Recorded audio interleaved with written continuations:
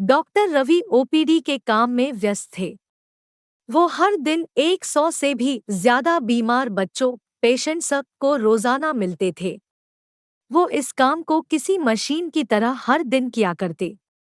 उनके सहायक ने उनके चैम्बर में आकर उन्हें बताया, दो औरतें एक बच्चे को लेकर आई है, बच्चा सांस भी बड़ी मुश्किल से ले पा रहा है।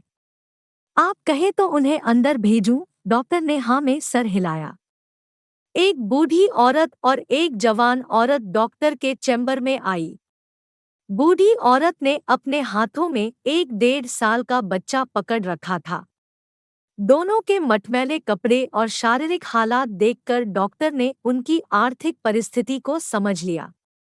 डॉक्टर ने इशारे से दोनों को अपने टेबल के पास वाली कुर्सियों पर बैठने को कहा। डॉक्टर ने पूछा, बताइए माँ जी क्या हुआ है बच्चे को? माजी बोली, 3 दिनों से मेरे बच्चे को जुकाम हो रखा है और आज तो बड़ी मुश्किल से सांसें ले पा रहा है। साहब देखिए जरा बड़ी तकलीफ में है मेरा लाल। डॉक्टर ने बच्चे पर ढके मेले कपड़े के टुकड़े को हटाकर देखा तो एक कुपोषण के कारण बहुत ही कमजोर, बिल्कुल हड़पिंजर सा छोटा बच्चा डॉक्टर को दिखा। बच्चे की आधी आंखें खुली थी, हाथ और पैर के नाखून भी सफेद पड़ चुके थे, फेफड़ों में तरल भरने की वजह से सांस लेने में तकलीफ, ये सभी लक्षण निमोनिया के थे। डॉक्टर ने माजी से कहा, देखिए माजी, बच्चे की हालत बहुत गंभीर है। उसे तुरंत शहर के बड़े सरकारी अस्पताल में दाखिल करवाना पड़ेगा।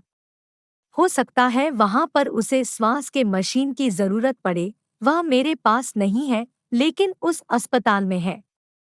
आप इसे तुरंत वहां पर ले जाइए। माजी ने थोड़ा हिचकिचाते हुए कहा, हमें तो लगा था हम दवाई लेंगे और घर वापस लौट जाएंगे, इसलिए हम घर से सिर्फ 300 रुपए लेकर चले थे, जिसमें से 80 रुपए तो भाड़ा में ही खर्च हो गए हैं। अब कैसे? डॉक्टर ने पहले ही उनको देखकर अंदाजा लगा लिया था उनकी समस्या क्या हो सकती है।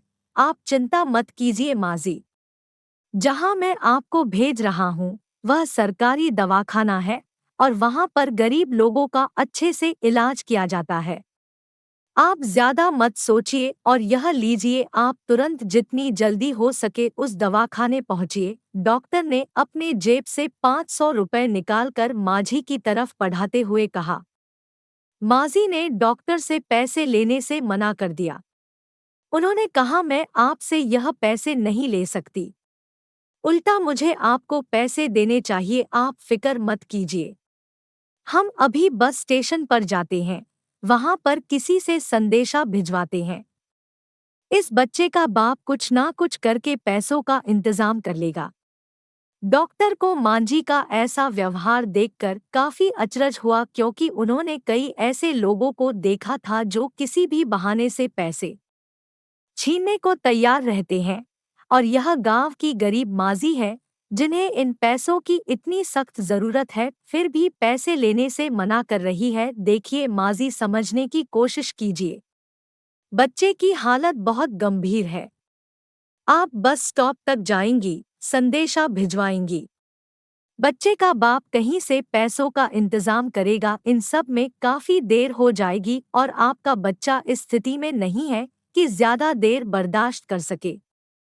हो सकता है थोड़े ही सही आपसे बाहर से कुछ दवाएं या इंजेक्शन्स मंगवाए जाए, तब आपको इन पैसों की जरूरत पड़ सकती है।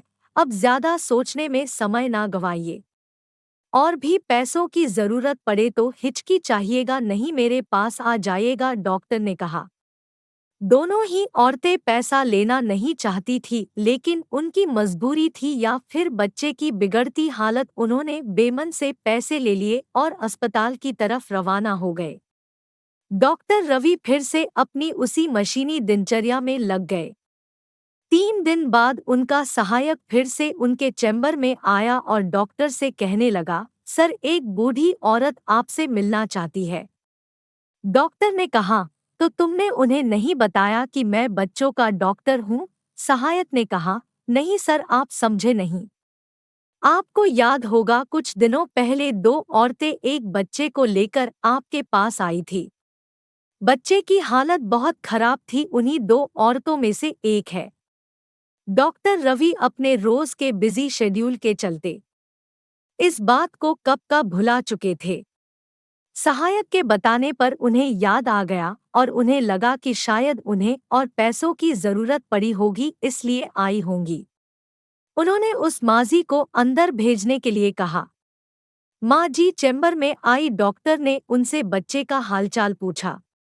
माझी ने अपने हाथ में रखे 500 के नोट को डॉक्टर के सामने बढ़ाते हुए कहा, यह लीजिए साहब आपके रुपये। इसमें से 1 रुपया भी दवाइयों के लिए इस्तेमाल नहीं हुआ। अस्पताल में पहुंचते ही बच्चे ने दम तोड़ दिया था। उस दिन तो हम लाश लेकर घर चले गए थे और आज जब अंतिम संस्कार हो गया है तो आपके पैसा लौटाने आ गई हूँ। बूढ़ी माँ जी की बात सुनकर डॉक्टर अचंभित रह गए। वह सोचने लगे कि क्या इस कलयुग में भी ऐसे लोग अभी भी जिंदा है, और शायद यही लोग हैं जिनकी वजह से धरती माँ इतना पाप होने के बावजूद सबको मजबूती से थामे हुई है। डॉक्टर ने माजी से कहा, माजी, आपको यह थोड़े से पैसे लौटाने के लिए धक्का खाते हुए इतना दूर आने की आवश्यकता नहीं थी, और मैं कहाँ देख रहा था कि आपने पैसे दवाइयों में खर्च किए या नहीं। आप नहीं देख रहे थे, लेकिन मेरा भगवान तो देख रहा था, माझी ने अपना पक्ष रखते हुए कहा और पैसे डॉक्टर के टेबल पर रख कर चली गई।